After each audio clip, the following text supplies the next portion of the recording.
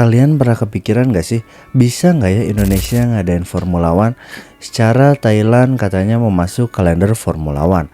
Malaysia juga pernah mengadakan. Siapa juga yang gak mau nonton Formula One di Indonesia? Jadi kita dekat, gak perlu jauh-jauh lagi.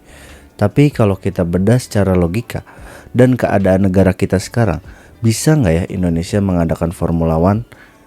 Mari kita bahas.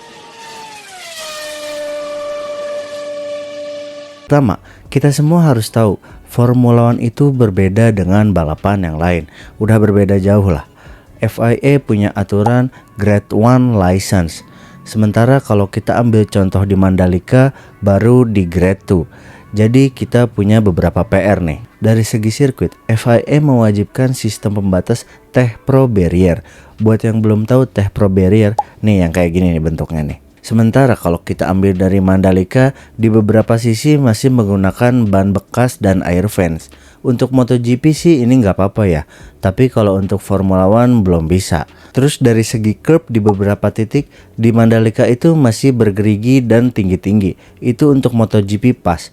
Tapi kalau buat Formula One yang floornya rendah banget, kalau kena itu bisa rusak floornya gitu. Yang kedua ada fasilitas pedok. FIA sendiri mewajibkan fasilitas pedok dan hospitality yang sangat besar.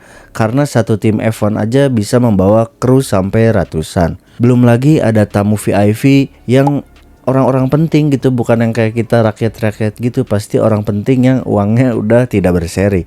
Jadi nggak mungkin mereka mau empet-empetan satu tempat sama banyak orang. Dari garasi tim ini harus besar ya, karena area transporter untuk truk parkir biasanya bisa buat jadi motorhome dan tim hospitality.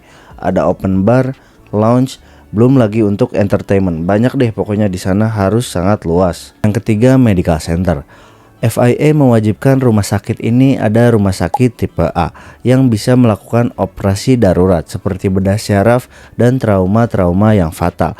Gak mungkin kan ngadainnya ada cuman UKS. Lalu FIA juga mengecek helikopter itu harus bisa lepas landas di rumah sakit dalam hitungan menit.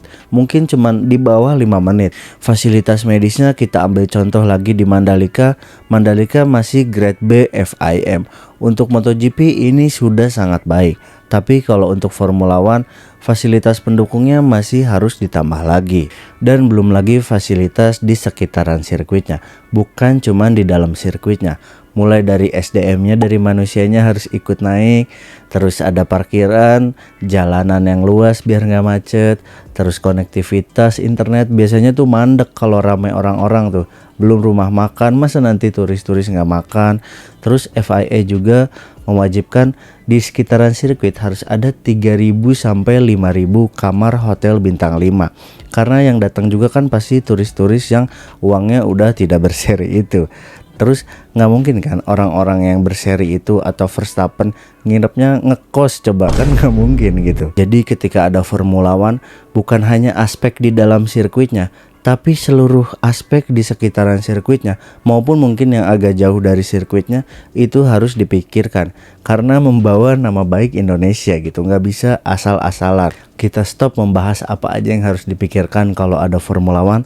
Sekarang kita membahas bagaimana rumor-rumor yang ada di Indonesia tentang Formula One ini. Selain nama Mandalika ada beberapa nama seperti Bintan International Circuit, ada Sentul Circuit, dan rumor yang paling kenceng dan banyak disebut yaitu di PIK 2 atau di Pantai Indah Kapuk. Orang konglomerat properti Indonesia yaitu Bapak Sugianto Kusuma, beliau merencanakan pembangunan secara bertahap, termasuk rencana pembangunan pelabuhan, taman hiburan, dan hotel bintang 5 skala internasional. Ada sirkuit F1 yang diharapkan di 2029 bisa mengundang F1 ke Jakarta. Jadi di tengah ekspansi besar-besaran ini di PIK 2, proyek itu resmi dicabut dari proyek strategis nasional oleh Bapak Presiden Prabowo Subianto. Jadi nasibnya nggak tahu deh gimana. Nah, sebenarnya di tahun 2023 Bapak Bambang Susatyo atau Ketua IMI Indonesia sempat bilang, kita bisa menghadirkan Formula One tahun depan di Indonesia. Bagaimana caranya? Ini sedang kita upayakan agar balap internasional itu bisa hadir di tengah-tengah kita. Tapi sekarang udah tahun 2026, kabar itu nggak pernah ada lagi. Jadi itu hanya jadi kabar kabur aja. Lalu juga ada rumor di Bintan International Circuit pada tahun 2022 bersama Bapak Joko Widodo. Pada saat itu akan dilakukan groundbreaking atau peletakan batu pertama. Namun nasibnya di tahun 2025 ketika ditanya kepada Kepala Badan Perencanaan Penelitian dan Pengembangan Daerah Barenlitbangda Kepri Kepulauan Riau Aris Fahriyandi, katanya mengakui belum ada perkembangan terbaru terkait proyek tersebut. Lagi-lagi gelap, kita nggak tahu gimana nasibnya. Nah, katakanlah sirkuitnya kita ada nih, misalkan kita berandai-andai sirkuitnya ada, kita harus membayar hosting fee untuk balapan per tahunnya. Angkanya sekitar 600 sampai 900 miliar rupiah itu kita harus bayar per tahunnya.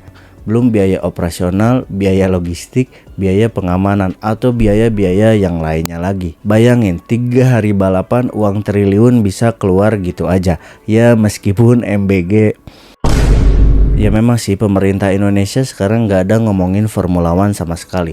Kita hanya bisa berangan-angan kapan kira-kira Formula One bisa di Indonesia. Tapi sekarang dengan adanya Formula 4 di Mandalika, bisa juga dicek ini nih Instagramnya Formula 4. Kalian bisa tes dan mencoba mobil Formula 4 dan atau bisa punya mobil sendiri gitu. Harganya segini nih. Kalau kalian emang sultan dan uangnya banyak, boleh tuh beli tuh mobil Formula 4.